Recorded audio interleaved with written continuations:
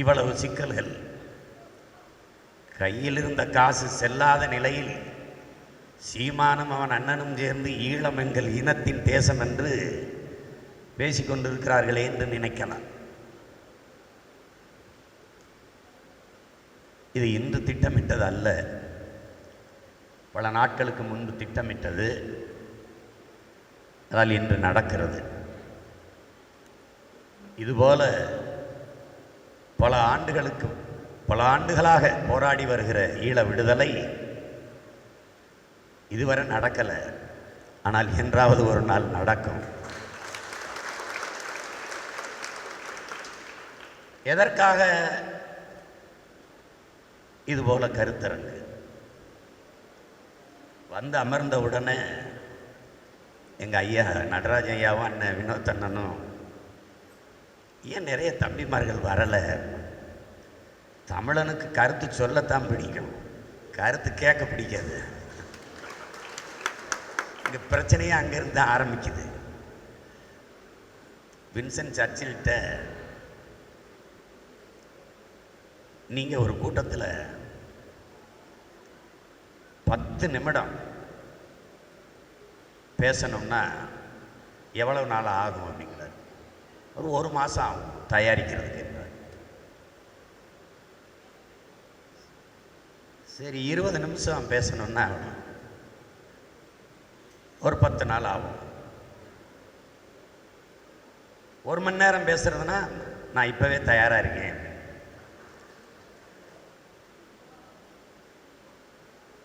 பேசுறதுக்கு முன்னாடி கேள் என்கிறார். கேட்கணும். கருத்தியல் புரட்சியை இனத்தின் விடுதலைக்காக முன்னெடுக்கிற தமிழ் தேசிய இனத்தின் மக்கள் கருத்தை கேட்கணும். இங்கே இருக்கிற ஒரே ஒரு வழி தான் இருக்கு விடுதலைக்கு. ஆயுதமேந்திய புரட்சி இடைநிறுத்தப்பட்டு விட்டது. ஆயுதம் மிச்சம் வைத்ததை அரசியலால் தான் வென்று முடிக்க வேண்டிய அவசியம் வந்திருக்கிறது. நாம் ஆயுதமேந்திய புரட்சியை செய்யல, அறிவாயுதம் ஏந்திய கருத்தியல் புரட்சியை முன்னெடுக்கிறோம்.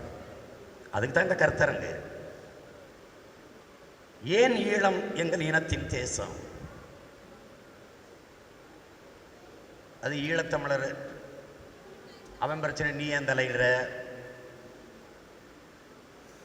எங்க உரிமை எங்களுக்காக பேசுறதுக்கு அவங்க யாரு, அப்படிலாம் பேச முடியாது. எங்கு பிறப்பினும் தமிழன் தமிழனே, இங்கு பிறப்பினும் அயலான் அயலானே என்கிறார் புரட்சி பாவலர்.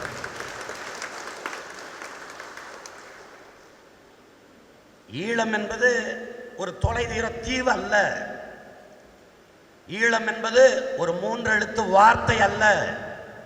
ஈழம் என்பது தமிழ் தேசிய இனத்தின் உயிர், உரிமை, விடுதலை என்பதை அன்பிற் சிறந்த என் தம்பி தங்கைகள், அறிவார்ந்த தமிழ் சமூக மக்கள் புரிந்து கொள்ளணும்.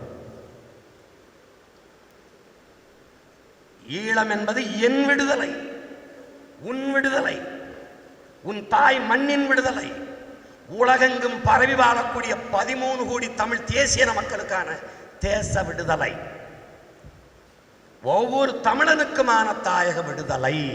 இதை ஆழமா பதிவு வச்சுக்கணும். ஓயாம சொல்லிக்க முடியாது. இது தத்துவம். இந்த உணர்வு ஒவ்வொரு தமிழ் பிள்ளைக்கு இருக்கணும்.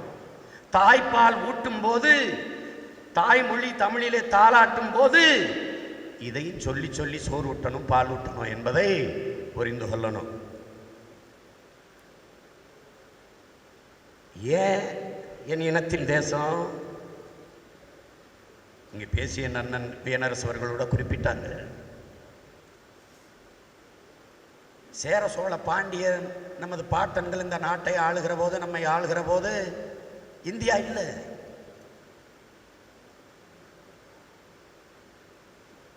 இந்தியாங்கிற நாடு வர்றதுக்கு முன்னாடியே நம்ம நாடு கட்டி ஆண்டவன், நாடு வச்சிருந்தவன்.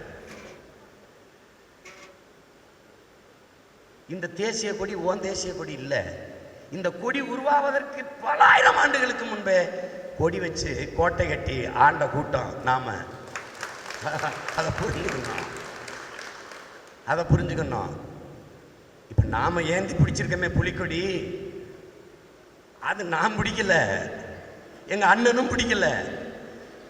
அதுக்கு முன்னாடி நம்ம அருமை பெரும்பாட்டன் கரிகால் பெருவள சோழனும் அரசேந்திர சோழனும் அவங்க அப்ப அருண்மொழி சோழனும் ஏந்தி பிடிச்ச கொடி, தமிழனின் பரம்பரை கொடி இந்த புலிகொடி. இமயத்திலும் ஈழத்திலும் ஒரு சேர பறந்த கொடி இந்த புலிகொடி. அதை புரிஞ்சுக்கணும். 50,000 ஆண்டுகளுக்கு மூத்த இனம். தமிழ் மீட்சியே தமிழர் எழுச்சி என்ற மொழி ஞாயிறு நமது ஐயா தேவனைய பாவான தன் ஆய்வில் நிறுவுறார். அப்ப 50,000 ஆண்டுகளுக்கு மூத்த நான் ஒரு பெருத்த தேசிய இனம். ஒரு இனம் என்பது ஒரு மொழியை பேசக்கூடிய மக்களின் கூட்டம். அப்ப தேசிய இனம் என்பது அந்த மொழியை பேசக்கூடிய மக்களின் கூட்டம் நீண்ட காலமாக நிலைத்து வாழக்கூடிய ஒரு நிலப்பரப்பை கொண்டிருக்குமேயானால், ஒரு தாய் நிலத்தை கொண்டிருக்குமேயானால் அது தேசிய இனம்.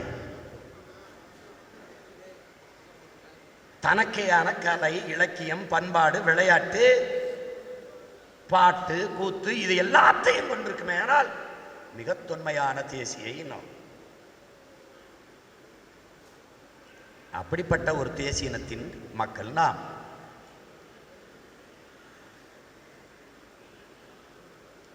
இருபத்தி 6,000 மக்கள் தொகை கொண்ட இனம். 2 லட்சம் 3 லட்சம் மக்கள் தொகை கொண்ட இனங்கள்.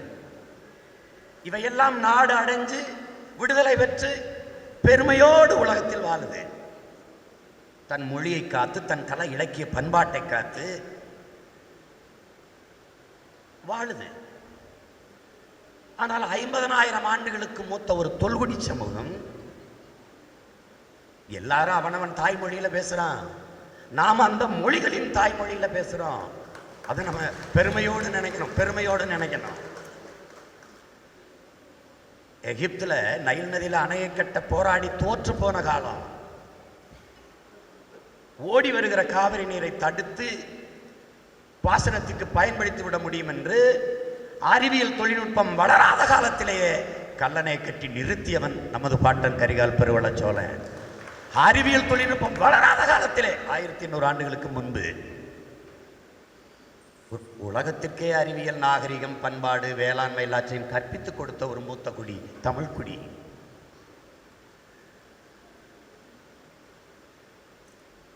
என்ன சிக்கல்?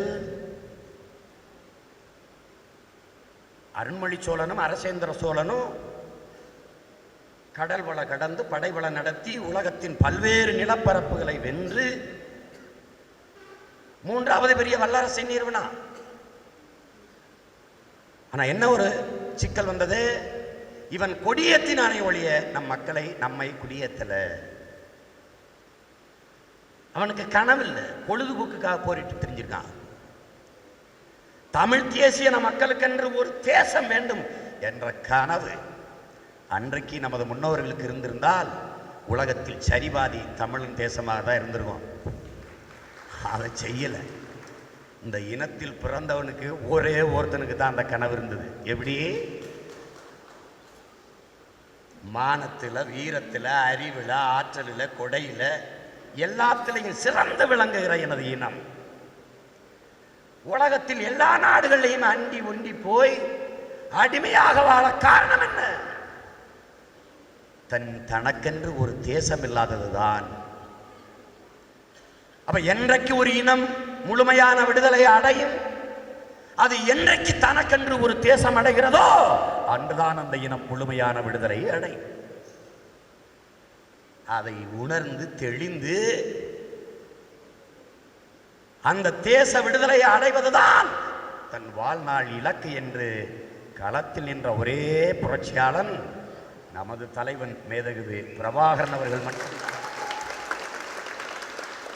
அந்த மகனுக்குத்தான் 200 ஆண்டுகள் கழித்து என் இனம் எப்படி வாழ வேண்டும் என்ற கனவு அவனுக்கு மட்டும்தான் இருந்துச்சு. இது நமது பாட்ட முப்பாட்டனுக்கு இருந்திருந்ததுன்னா நாம எதுக்கிட்ட அந்த குச்சியை பிடிச்சிட்டு கட்சி நடத்திக்கிட்டு இருக்கிறாள் தேவைப்பட்டிருக்காது. அங்கதான் பிரச்சனை. தமிழன் தன் பேரன்பினாலும் பெருந்தன்மையினாலும் கொலை செய்தவன். அதனாலதான் இன்னைக்கு இன உணர்வு மான உணர்வு கெட்டு தாழ்ந்து வீழ்ந்து கிடக்கிறான். தமிழனுக்கு ஏன் இன உணர்வு வரல? அவனுக்கு இனப்பெருமை இல்லை. அவனுக்கு மொழிப்பற்று இனப்பற்று கிடையாது.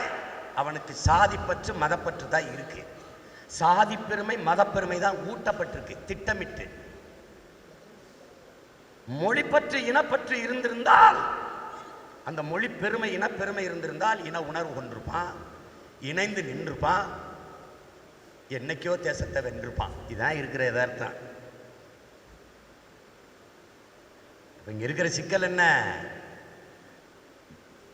ஒன்னுல இருந்து ஆரம்பிக்கல, புள்ளியிலிருந்து ஆரம்பிக்கணும். மொழிப்பற்று இனப்பற்று மொழிப்பெருமை இனப்பெருமையை இனி பிறக்கிற பிள்ளைகளுக்காவது ஊட்டணும். அதை புரிஞ்சுக்கணும். சாதி மத உணர்ச்சியை பின்னுக்கு தள்ளி நாம் தமிழர் என்கிற தேசிய இன உணர்வை முன்னிறுத்தி மேலே ஏறணும். அதை விட்டா வேற வழி இல்லை.